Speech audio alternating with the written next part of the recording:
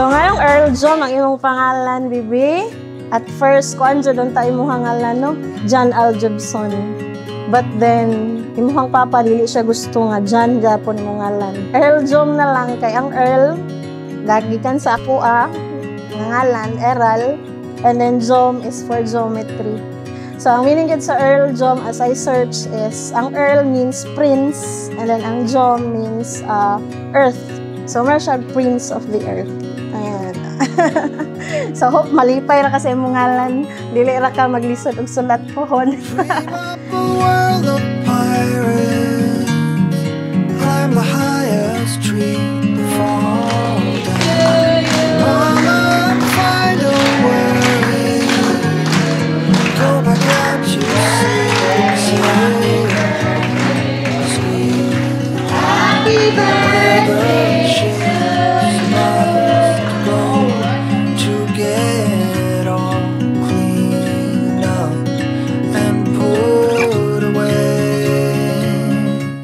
Kani ang mga gibuhat is, although walili pa gid siya kabalo nga, so nakitabo kay 1-year-old pa baya. Pero in the future, pag makita niya ni nga video, I think makaingon siya nga pinaagi ani nga among gihatag sa iya nga celebration is mapakita namo unsa kanamo siya ka-love.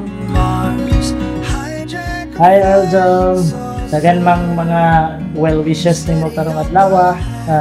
I wish nga buligan di pirmi sa Ginoo o piskeng lawas, saktong financial para ma-provide namo tanan para sa imuha, unsay imuhang kinahanglan among mahatag, posible siguro ang imuhang mga luho pohon, no?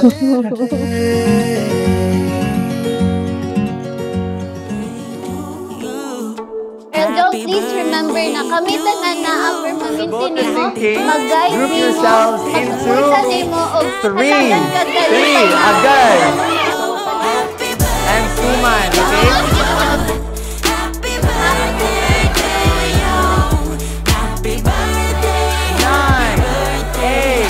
This is maybe a little prediction, but this is not yet final.